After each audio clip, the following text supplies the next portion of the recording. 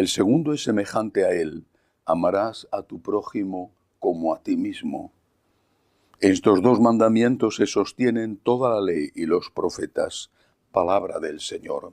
Gloria a ti, Señor Jesús. Para nosotros, los católicos, el amor a Dios es inseparable del amor al prójimo. No podemos decir que amamos a Dios si hemos ofendido de alguna manera o si hemos dejado de ayudar de alguna manera a un hermano nuestro. Quizá otras comunidades eclesiales no lo tienen esto tan en cuenta, pero para nosotros los católicos esto es esencial. Forma parte de nuestro ADN religioso. No podemos amar al Dios al que no vemos si no amamos al prójimo al que vemos, decía en su carta el apóstol Santiago, el obispo de Jerusalén. Si alguno dice que ama a Dios y no ama a su hermano, dice San Juan en su carta, es un mentiroso. No podemos amar a Dios si no amamos al prójimo. Pero esta afirmación, repito, esencial en nuestra fe, esta afirmación nos puede llevar a un error. Esta afirmación tiene un riesgo. Y el riesgo es que identifiquemos ambas cosas. Por eso el Evangelio de hoy, partiendo de una pregunta, no sé si como siempre, pregunta trampa, pero partiendo de esa pregunta, Jesús aprovecha para dar una respuesta donde establece un orden. Y ese orden forma parte de la enseñanza de Jesús, forma parte de su magisterio. Ese orden, es decir, un primero y un segundo, es esencial en ese magisterio. Hay un primero, un primer mandamiento, hay un segundo, y ambos, dice el Señor, el segundo es semejante, pero no es igual. No es igual. Es semejante, pero no es igual. Es decir, el segundo va unido al primero. El segundo, amar al prójimo, certifica la autenticidad del primero, pero hay un primero. ¿Cuál es el primer mandamiento? Amarás a Dios, dice nuestro Señor, con todo tu corazón, con toda tu alma, con toda tu mente. Esta es una frase del Antiguo Testamento que el Señor hace suya. Amarás al Señor tu Dios. Señor, dice Jesús, Señor. Es decir, alguien que está por encima de nosotros, que es nuestro creador y que es superior a nosotros, no un empleado, no un siervo, sino el Señor. Y este Señor tiene derecho a ser amado, por eso este es un mandamiento. Tiene derecho a ser amado y tiene derecho a ser amado con todo nuestro corazón. No está hablando Jesús de que tenga derecho a ser obedecido, que también uno puede obedecer, por ejemplo, al jefe en la empresa y estar rabiando por dentro o al menos no sentir ningún cariño por él. No. Está hablando Jesús del amor y está hablando del corazón. Dios tiene derecho a ser amado por mí. Amado con todo lo que la palabra amor significa y viene subrayado eso al utilizar el concepto corazón. Mi corazón, mi mente, todas mis fuerzas, todo mi ser, representado por el alma, todo mi ser, todo yo, tiene el deber de amar a Dios. Cuando este deber se cumple, por supuesto, entonces hay que pasar al segundo mandamiento, sin el cual el primero es puro sentimentalismo y no auténtico amor. ¿Y qué nos dice ese segundo mandamiento? El prójimo. Y el prójimo, usando esta formulación del Antiguo Testamento, el prójimo como a ti mismo. Más adelante Jesús dará un paso más en la última cena y dirá, amad como yo he amado. Bien, pero al menos el prójimo como a uno mismo. ¿Cómo podemos amar al prójimo si no amamos a Dios. ¿No es ese el problema que hay hoy? Hemos dejado perder los sacerdotes el sentido de deber en el amor. Todo es opcional. Si quieres ir a misa, es opcional. Si quieres rezar, es opcional. Si quieres cumplir los mandamientos de la Iglesia, por ejemplo, el ayuno 2 días al año, ya ves cuánto, o la abstinencia los viernes, es opcional. Hasta los mandamientos, sobre todo los ligados al 6.º mandamiento, son opcionales. Hemos hecho del cristianismo y del catolicismo una religión de consejos. Yo te aconsejo, pero lo que tú quieras, porque yo no me voy a inmiscuir en tu vida. Lo que tú quieras, que no pasa nada. Que si quieres matar, robar, mentir, yo respeto tu conciencia. Hemos destruido el cristianismo, hemos destruido el catolicismo. O lo han destruido, o lo intentan destruir. Estamos hablando de mandamientos, de órdenes, de obligaciones. Y esto es lo primero que tenemos que asumir. Aunque les moleste a la inmensa mayoría ya de los católicos practicantes y de los curas, esto es catolicismo y esto es puro catolicismo. Hay mandamientos, hay deberes que cumplir. Tengo deberes. Sé que la palabra hace que muchos empiecen a echar humo por las orejas y que los ojos se les pongan en blanco y que oír hablar de mandamientos, su cabeza empieza a dar vueltas como en aquella película de la niña del exorcista. Posiblemente porque están llenos del demonio que no quiere ni siquiera oír hablar que tenemos deberes que cumplir para con Dios. Pero hay que decirlo y que dé muchas vueltas la cabeza de la niña del exorcista. Hay mandamientos que cumplir, tenemos deberes que cumplir para con Dios y por amor a Dios tenemos deberes que cumplir para con el prójimo. Al que no le guste esto, que se vaya de la Iglesia católica, que vaya a otra iglesia, una iglesia protestante más light, donde le digan haz lo que quieras, que no pasa nada. Pero en la Iglesia católica hay mandamientos y el primer mandamiento es darle a Dios todo nuestro corazón, toda nuestra alma, todas nuestras fuerzas.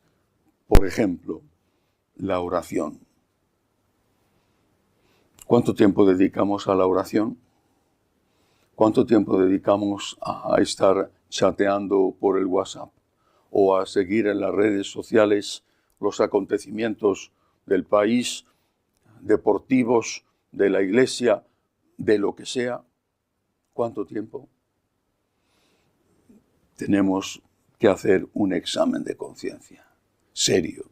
Si no cumplimos el primer mandamiento, si no rezamos, si no comulgamos, si no confesamos, si no llevamos una vida de piedad, ¿cómo vamos después a tener fuerzas para amar al prójimo cuando eso sea difícil? Cumplimiento de nuestros deberes, amor incluso al enemigo, generosidad con el que necesita ayuda aunque no se la merezca.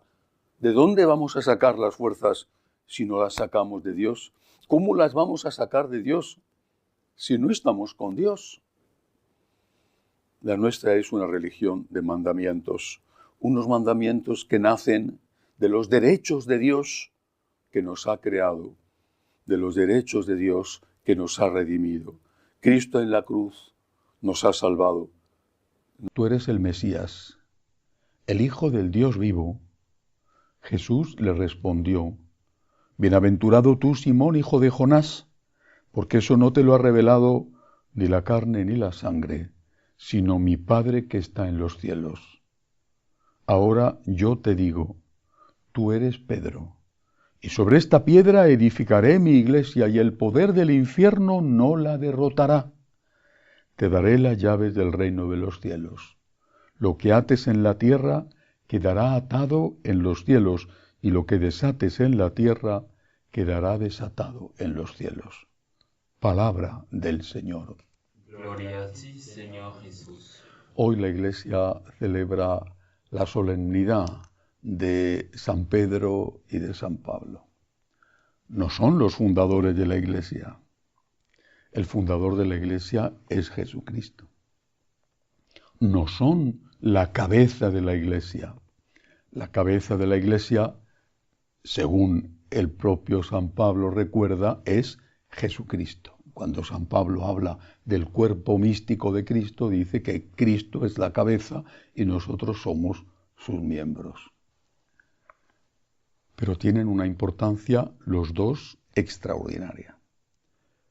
Los dos, porque no se celebra solo la fiesta de San Pedro, sino también la fiesta de San Pedro y de San Pablo. Los dos tienen una importancia extraordinaria. Pedro, el vicario.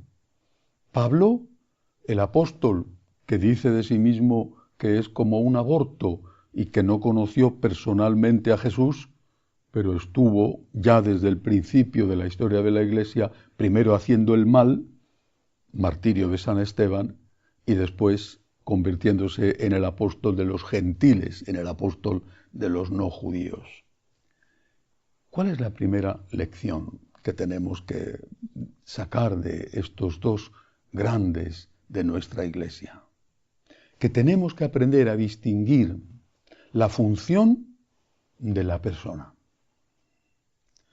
Y no siempre somos capaces.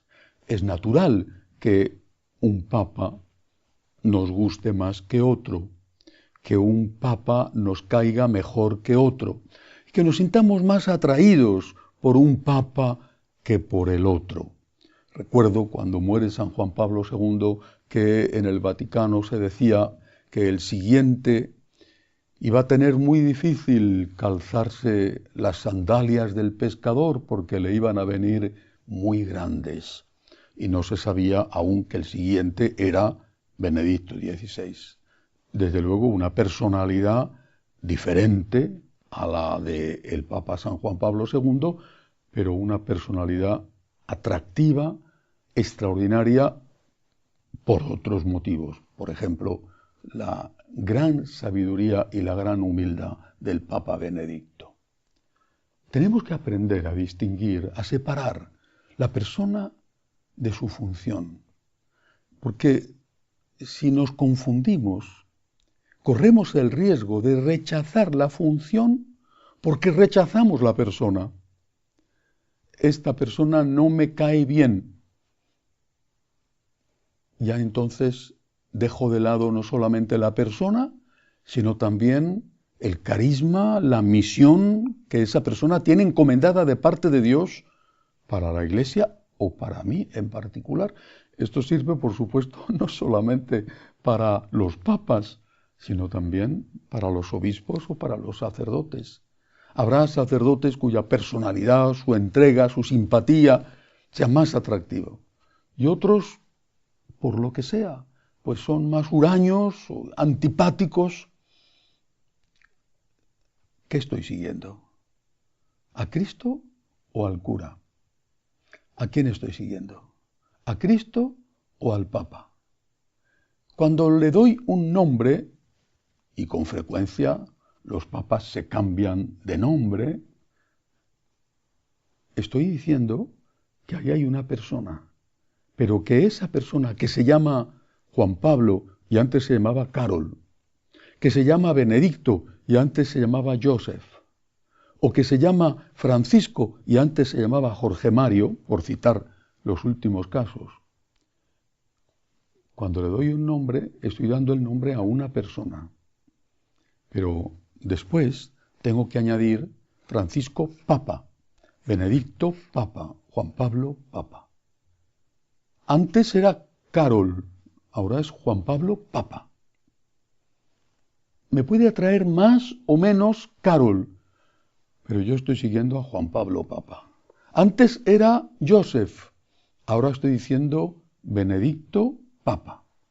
Antes era Jorge Mario, ahora estoy diciendo Francisco Papa. Es la función lo que yo busco. El don que el Señor ha preparado para su Iglesia a través de esa persona, que como persona tiene sus defectos, su carácter resultará muy atractivo para unos y muy poco atractivo para otros, pero es el Papa. Es el Papa. Y yo no quiero saber otra cosa. Es el Papa. Eso no significa que puede hacer lo que quiera. Vuelvo a repetir, la cabeza de la Iglesia no es el Papa. La cabeza de la Iglesia es Jesucristo. El Papa es el vicario de Cristo. No es el dueño del mensaje. Es el primer servidor del mensaje. Es el que tiene la misión histórica encomendada por el Espíritu Santo de transmitir íntegro el depósito de la fe y de cuidar que ese depósito de la fe no se desvirtúe, no se mancille, no se vea manipulado o no se supriman aquellas cosas que no están de acuerdo con el mundo. Si no tenemos esta visión espiritual, es decir, una visión de Dios, de la realidad, pues nos hacemos mucho daño y a veces hacemos daño. Este Papa no me gusta, me alejo de la Iglesia. ¿Y por qué? ¿A quién está siguiendo? Este cura no me gusta, ya no voy a misa. ¿Y por qué? ¿A quién está siguiendo? Bueno, puede ser que el cura diga una herejía. Entonces tienes derecho a cambiarte de parroquia, si es que puedes cambiarte de parroquia. Porque a lo mejor te ha tocado un cura liberal que dice cosas que van en contra de la enseñanza de la Iglesia. Vale, tienes derecho a cambiarte de parroquia. Pero ten cuidado, no sigas a la persona. Sigue a Cristo y sigue aquello que Cristo quiere de ti a través de esa persona por la función que le ha sido encomendada. Cuando murió Juan Pablo II, antes de saber que iba a ser elegido Benedicto XVI, yo ya pensé, sea el que venga, diré, viva el Papa. Cuando abdicó Benedicto XVI, antes de saber quién iba a venir, yo dije, viva el Papa. Porque creo que eso es lo que hay que decir. No viva fulanito, o viva el Papa si es fulanito, o viva el Papa si el Papa está de acuerdo conmigo. Viva el Papa. Naturalmente, insisto, el Papa no es el dueño del mensaje, es el servidor del mensaje, es el vicario de Cristo, no es Cristo ni es el superior de Cristo. Pero teniendo esto en cuenta, viva el Papa. Además de hablar de San Pedro, hay que hablar de San Pablo. Un gigante, lo es de verdad. Sus cartas y su vida fueron esenciales para la evangelización, la difusión de la Iglesia.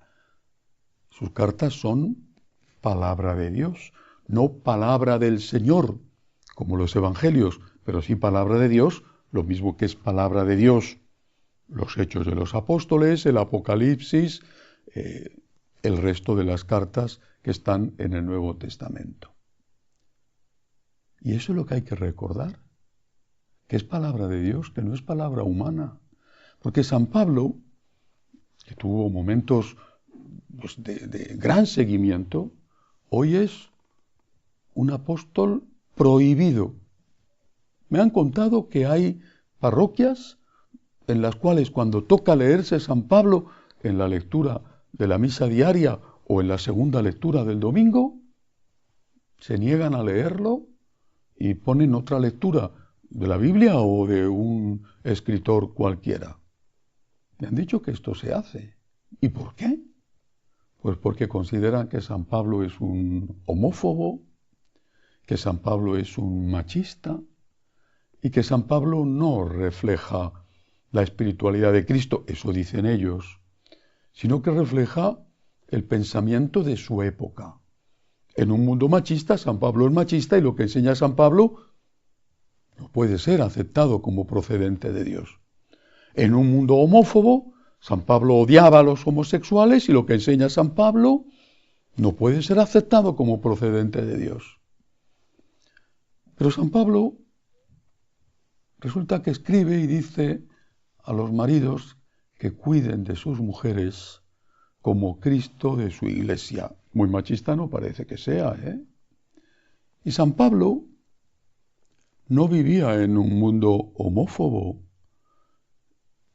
Ciertamente en Israel era otra cosa, pero entre los gentiles, entre los paganos, no había homofobia. Del famoso César, Julio César, se decía que era el hombre de todas las mujeres y la mujer de todos los hombres. Era algo corriente.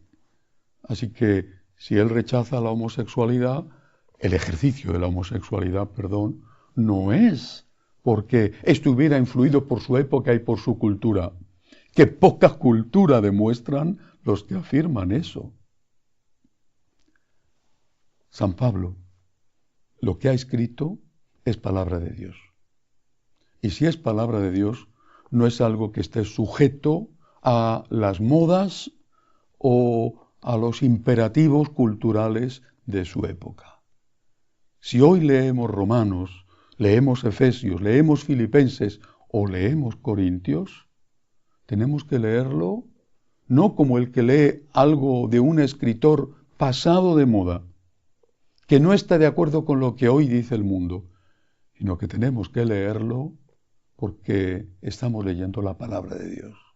Y el mensaje que Dios da a la Iglesia a través de San Pablo sigue siendo igual de válido hoy que cuando San Pablo lo escribió. Yo aconsejaría a todos los que rechazan a San Pablo que hicieran un poco de esfuerzo por leerlo y descubrirían cómo el Espíritu Santo hablaba a través de ese hombre. Un hombre, por otro lado, enormemente humilde y que reconoce sus propias miserias, reconoce y lo escribe que tiene una espina en la carne y que le ha pedido a Dios muchas veces que le libre de ella y que Dios le ha contestado: te basta mi gracia, la fuerza se realiza en la debilidad. Un hombre que afirma de sí mismo: llevamos este tesoro, el mensaje, este tesoro en una vasija de barro que somos cada uno de nosotros.